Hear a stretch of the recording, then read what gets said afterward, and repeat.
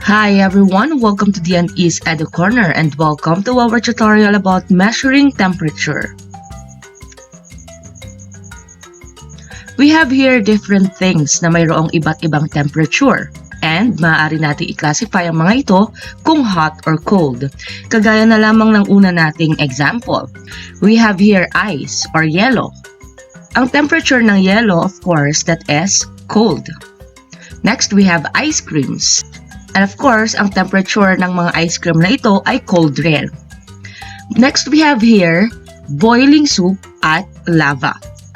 So, ang mga ito ay mayroong hot temperature. Now, ilan lamang ito sa mga bagay kung saan mayroong temperature. Kabilang rin sa mga applications ng temperature ang weather. So, ang isang meteorologist ay nagsasabi sa atin ng weather conditions kung magiging sunny, rainy, cloudy, or others. And kasama nga rin sa binabanggit sa weather forecast ang temperature. Halimbawa na lamang sa Pilipinas, kapag mainit ang panahon, maaaring umabot sa 38 degrees Celsius ang temperature. At kung malamig naman, maaaring magkaroon ng temperature na aabot sa 22 degrees Celsius ang temperature. Now, ano nga ba ang tinatawag nating temperature? Ang temperature ay isang degree of hotness or coldness that can be measured using a thermometer. Ang thermometer ay nagmula sa Greek word na thermos, that means heat, at metron, that means measure. So, ang pinag-uusapan when it comes to temperature ay hotness or coldness. Mayroon tayong ginagamit na iba't ibang units of measurement when it comes to temperature. Ito ay ang Celsius, or in symbol, mayroon tayong degree at capital letter C. Maaari rin natin gamitin ang Kelvin or capital K in symbol. And of course, we have Fahrenheit, or in symbol, we have degree at yung capital letter F. Celsius is named after a Swedish astronomer Anders Celsius. Samantala, ang Kelvin naman is named after a British physicist, Sir William Thomson, also known as Lord Kelvin. While Fahrenheit is named after a physicist and inventor Daniel Gabriel Fahrenheit. Now, in metric system, ang mga ginagamit na units para sa temperature ay Celsius at Kelvin. Ang Kelvin ay karaniwang ginagamit sa mga scientific works, samantala ang Celsius naman ay ginagamit or madalas na encounter in everyday activities. Sa English system naman, ang unit na ginagamit para sa temperature ay Fahrenheit.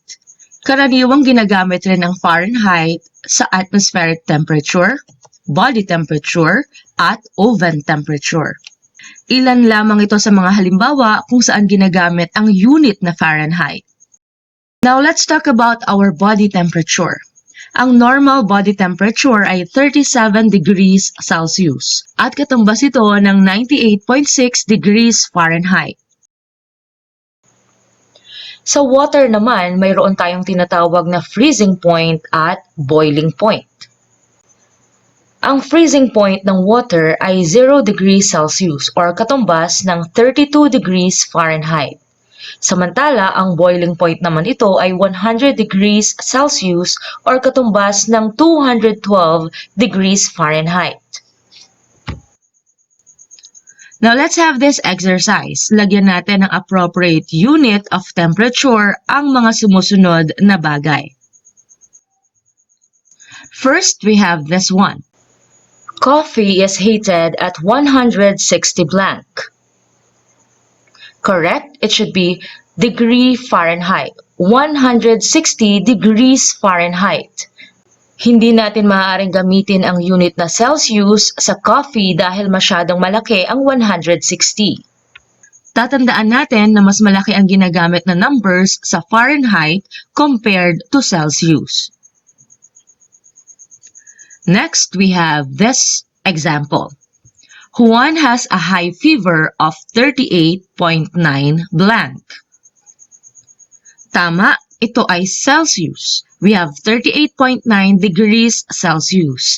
Ang unit na Celsius ang mas appropriate gamitin sa body temperature na 38.9 dahil kung sa Fahrenheit, ito ay masyadong mababa. Next, the ideal room temperature for sleeping is 75 blank. The correct answer is Fahrenheit. So we have 75 degrees Fahrenheit. Hindi maaaring Celsius ang gamitin dahil masyadong mainit kung 75 degrees Celsius ang temperature ng isang room. So, ang mas appropriate gamitin dito ay ang degree Fahrenheit. Now, let's proceed to conversion. Alamin natin kung paano nga ba natin i-convert ang isang unit, halimbawa Celsius, papunta sa Fahrenheit or vice versa. So, sa pag-convert ng Celsius papunta sa Fahrenheit, ang gagamitin nating formula ay ito. Kukunin muna natin ang product ng given Celsius at 9/5, tsaka natin i-add sa 32. Okay? Makukuha na natin yung katumbas in degree Fahrenheit. Now, kung Fahrenheit naman to Celsius, ang gagamitin nating formula ay ito. Magsusubtract lamang tayo ng 32 sa given Fahrenheit, pagkatapos imumultiply natin ang difference sa 5/9. Let's have some examples. Convert 25 degrees Celsius to Fahrenheit. So, ang gagamitin nating formula is this one. Yung degree Celsius, i-times muna natin sa 9/5 and then yung product, i-add natin sa 32. So, substitution, kuhanin muna natin yung 25, ipalit natin sa formula. So, yung degree Celsius, palitan natin ng 25. Pagkatapos, imumultiply natin yung 25 sa numerator lamang. Tandaan natin na ang 25 ay may denominator na 1. Okay? So, numerator times numerator, denominator times denominator. So, ilalagay na natin sa numerator ang 25 since 1 ang kanyang denominator times 5, ang denominator pa rin natin ay 5. Kokopyahin lamang natin ang 32 or plus 32. Hindi muna natin i-multiply ang 25 sa 9 dahil pwede na nating idiretsong i-divide ang 25 sa denominator na 5. So, kung i-divide natin, okay, so 25 divided by 5, that will be 5. Tapos, yung 5 na nakuha natin, i-multiply na natin sa 9. So, 5 times 9, we have 45 plus 32.